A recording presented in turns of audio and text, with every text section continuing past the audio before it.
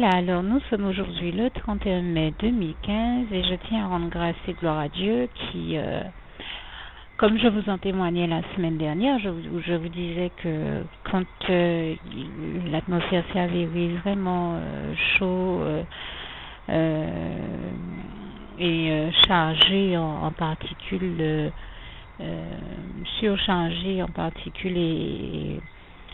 en brume de sable provenant du Sahara, au point que nous étions en alerte rouge ici en Guadeloupe, et que c'était officiel par rapport à la mauvaise qualité de l'air,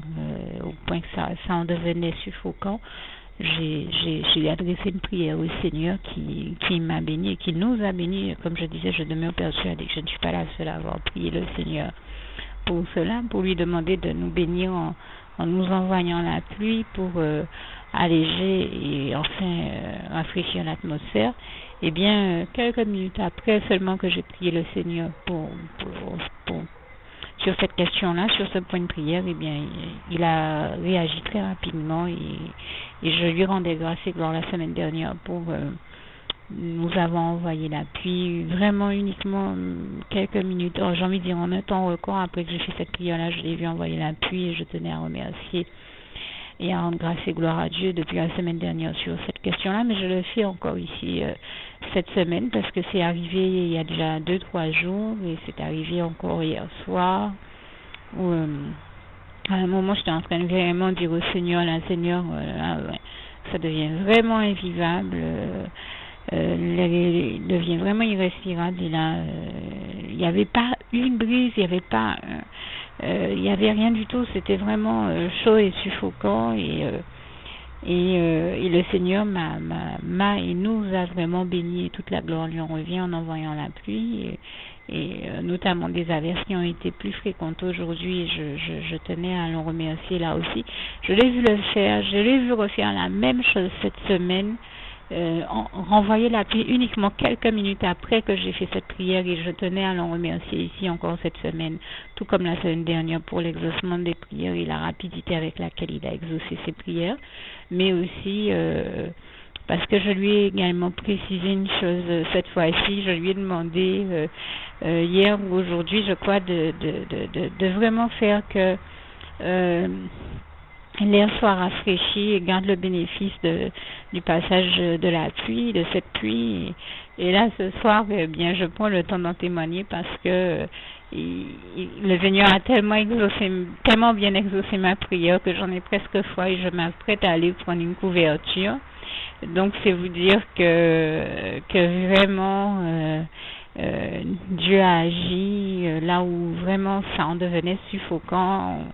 Faisait vraiment trop lourd, plus que chaud, parce qu'il nous arrive d'avoir plus chaud peut-être, mais d'avoir chaud et d'avoir des brises, mais là il n'y en avait pas une seule, et là le Seigneur nous a bénis, il a vraiment, j'ai dit Seigneur envoie-nous la pluie, mais aussi le vent, des alizés, des brises pour que on puisse à nouveau respirer, et là Dieu et nous a vraiment bénis en exaucant la prière, et je ne sais pas si vous entendez le vent, mais en tout cas moi je le sens et je tenais à remercier Dieu, à vraiment lui rendre grâce et gloire parce que là encore il a agi en un temps record et je tenais vraiment à l'en remercier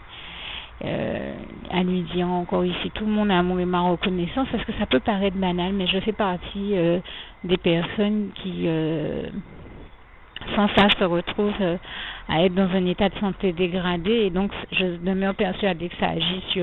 pas que sur mon état de santé mais sur celui de beaucoup de personnes et Dieu voyant notre souffrance nous bénit en restaurant ça aussi, en exaucant nos prières et en améliorant même sur ce point-là nos conditions de vie, même quand la météo annonce le contraire, Dieu nous fait voir que du moment que nous lui adressons sincèrement nos prières, eh bien il les exauce et en un temps record et il vient restaurer et améliorer nos conditions de vie et je tenais ici à l'en remercier, à lui rendre grâce et gloire et à témoigner qu'il a agi non seulement la semaine dernière mais encore cette semaine, il y a 2-3 jours déjà et encore aujourd'hui et je voulais vraiment remercier Dieu, le dire encore ici, toute la gloire revient à Dieu, à Jésus-Christ et à son Saint-Esprit. Merci Seigneur, je t'aime et nous t'aimons nous tous tes enfants. Nous sommes aujourd'hui le lundi 1er juin 2015 et je rends grâce et gloire à Dieu vraiment qui nous a bénis parce qu'il a permis que la pluie revienne et les brises et les alizés et que l'air devient de plus en plus respirable. Enfin, je veux dire, l'atmosphère devient meilleure et ça, nous le devons à l'Éternel, notre Dieu. Je tenais à lui rendre grâce et gloire. Je sais que ça peut paraître anodin à certaines personnes, mais vraiment, moi, je prends le temps de l'en remercier et de l'en glorifier parce que, comme je disais, l'air en devenait irrespirable. On n'avait pas une brise. Et c'est vrai que depuis que je suis toute petite, j'ai toujours vécu dans les brises, dans les alizés, au point que le Seigneur m'ait même inspiré l'écriture d'un ouvrage qui parlait, entre autres, des alizés de chez nous. Tellement c'était quelque chose, tellement les alizés étaient un élément auquel j'étais habituée et dans lequel j'avais grandi. Et c'est vrai que vivre sans même une alizée, ce n'est pas ce à quoi le Seigneur nous a habitués. Et de toute manière, ça ne lui est pas imputable, puisque nous savons officiellement, on en parle dans bien des émissions en télévision, comment il y a un réchauffement de la planète qui est dû à toute espèce de raison. Des fois à la pollution, il y a bien d'autres choses. Donc j'ai envie de dire, les causes ne sont très certainement pas imputables à Dieu, mais nous rendons grâce et gloire à Dieu, et toute la gloire en revient à Dieu, à Jésus, à son Saint-Esprit, Dieu qui est celui qui nous apporte toujours des solutions, qui apporte toujours ses réponses et ses solutions à tous nos problèmes. Et là, le mauvais climat devenait vraiment un élément insupportable. La chaleur et le manque d'air de brise devenaient vraiment insupportables, et comme je le disais, pour certaines personnes qui sont malades, comme c'est mon cas, c'est doublement pénalisant, et Dieu nous en soulage et nous en délivre ici en nous envoyant de la pluie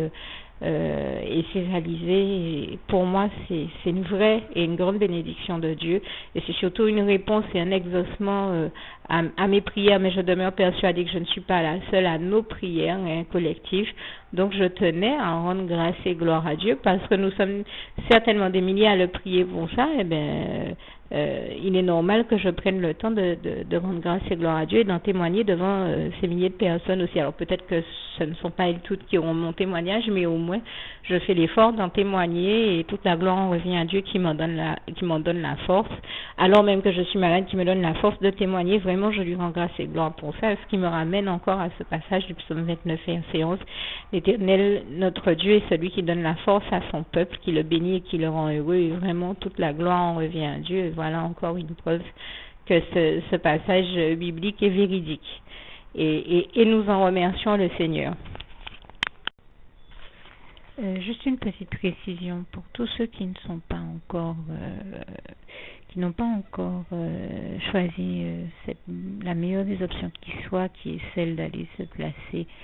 de faire le choix à soi-même, d'aller se placer dans les bras d'amour de Jésus-Christ,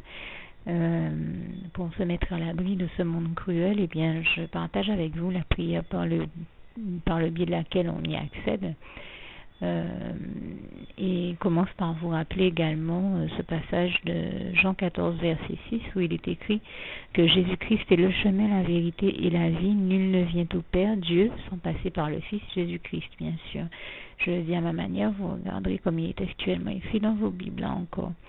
Et donc, n'hésitez pas à ouvrir vos cœurs à Dieu, à Jésus, à son Saint-Esprit, à être sincère avec lui et à lui adresser la prière qui suit, à lui dire tout simplement: Éternel mon Dieu, Seigneur Jésus-Christ, moi, un tel, vous dites votre nom et votre prénom, je t'accepte aujourd'hui comme mon sauveur personnel, le seul maître et roi de ma vie. Je remets toute ma vie entre tes mains, puisqu'elle t'appartient, Éternel mon Dieu, puisque tu l'as créée, cette vie. Donc tu en es donc le seul maître et propriétaire comme de tout ce qui existe dans tout l'univers. Je remets donc toute ma vie entre tes mains, je te la donne.